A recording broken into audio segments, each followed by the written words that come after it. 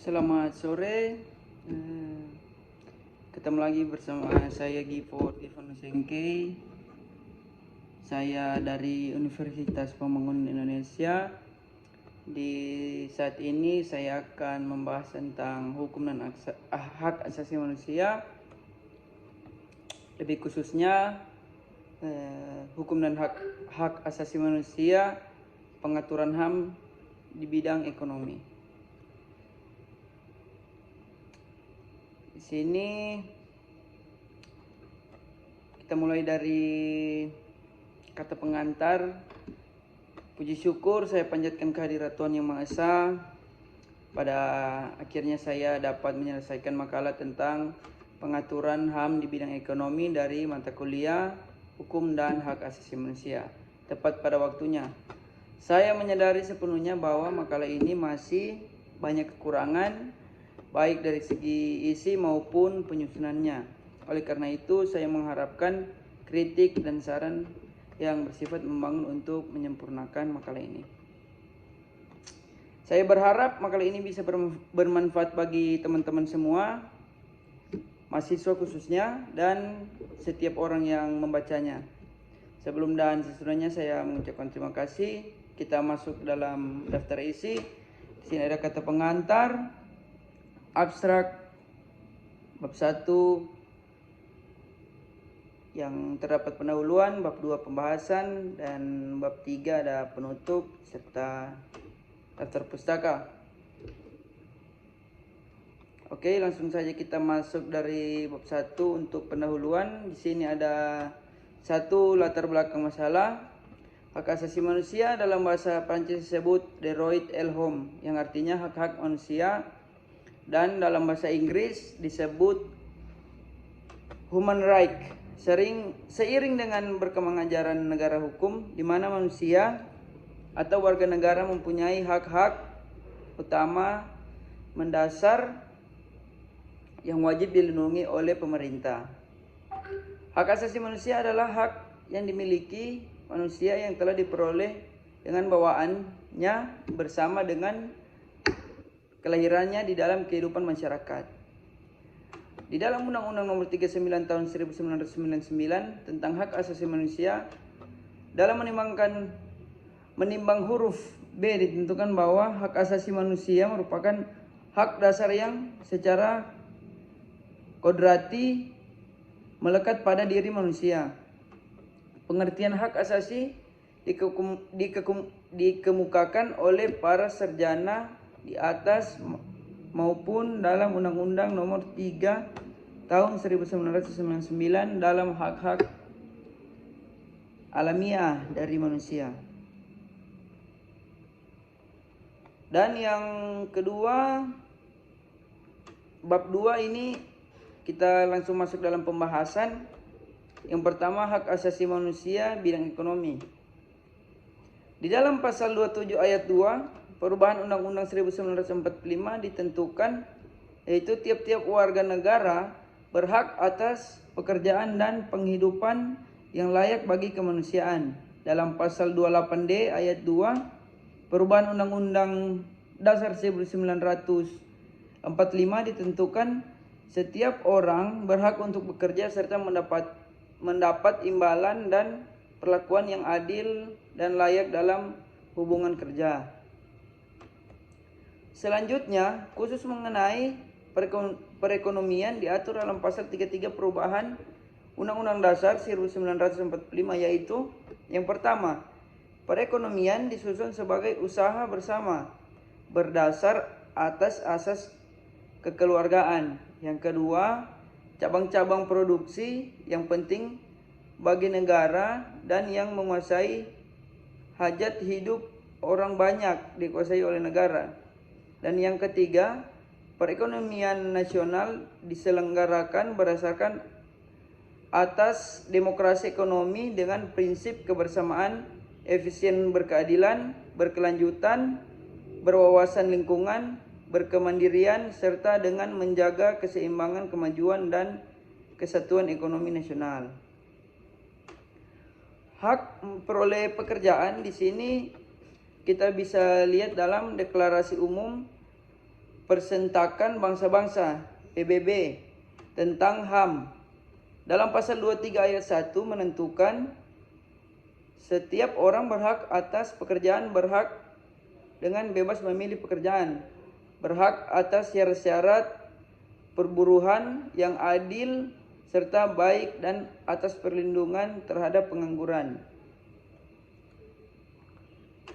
Hak mendapatkan upah yang sama. Untuk menciptakan keadilan, maka perolehan upah antara pria dan wanita diharapkan tidak berbeda dalam hal jenis kelamin dan kualitas pekerjaan yang sama. Sini ada negara-negara peserta perjanjian mengakui hak setiap orang akan kenikmatan kondisi kerja yang adil dan menyenangkan yang menjamin. Di sini yang pertama, pemberian upah bagi semua pekerja sebagai minimum dengan satu, gaji yang adil, dan yang kedua, kehidupan yang layak untuk dirinya dan keluarganya. B, kondisi kerja yang aman dan sehat. C, persamaan kesempatan untuk setiap orang untuk dipromosikan pekerjaannya ke tingkat yang lebih tinggi tanpa pertimbangan lain kecuali senioritas dan kecakapan. D, istirahat santai dan pembatasan dan jam kerja yang layak dan liburan. Ada juga hak ikut serta dalam serikat buruh.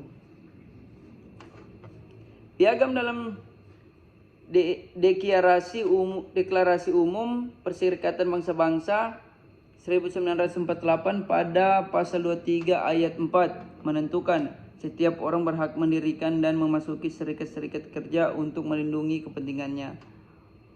Pengaturan dalam Perjanjian Internasional tahun 1966 tentang HAM ekonomi, sosial, dan budaya pada pasal 8 antara lain yaitu: 1. Negara-negara beserta perjanjian berusaha menjamin. Yang kedua, pasal ini tidak mencegah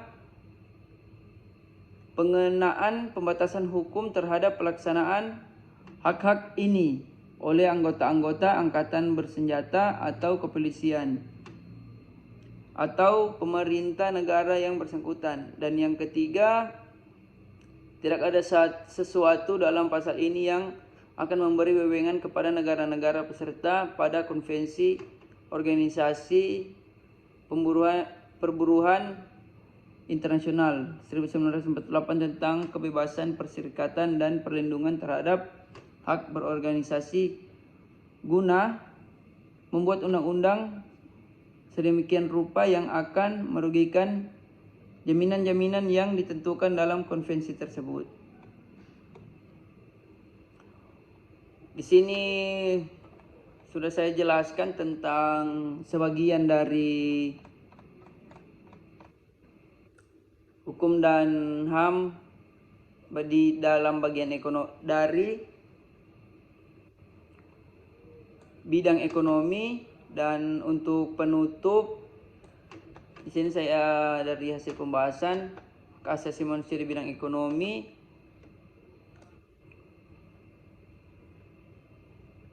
kesimpulannya ada yang pertama, identifikasi hak asasi manusia di bidang ekonomi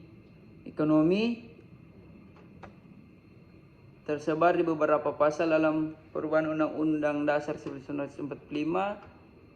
B, hak asasi manusia di bidang ekonomi diatur dalam pasal 27 ayat 2, dan setiap orang berhak untuk bekerja serta mendapatkan imbalan. Bumi dan air dan kekayaan alam yang terkandung di dalamnya dikuasai oleh negara dan diperuntukgunakan untuk sebesar-besarnya kemakmuran rakyat. Sini ada saran-saran ke depan di Indonesia perlu lebih ditingkatkan pemenuhan hak asasi manusia di bidang ekonomi. Advokasinya lebih menjamin kepastian hukum dan keadilan. Oke, terima kasih atas kesempatan di sore hari ini. Saya bisa dapat menjelaskan tentang sebagian dari pengaturan HAM di bidang ekonomi dalam mata kuliah Hukum dan Hak Asasi Manusia.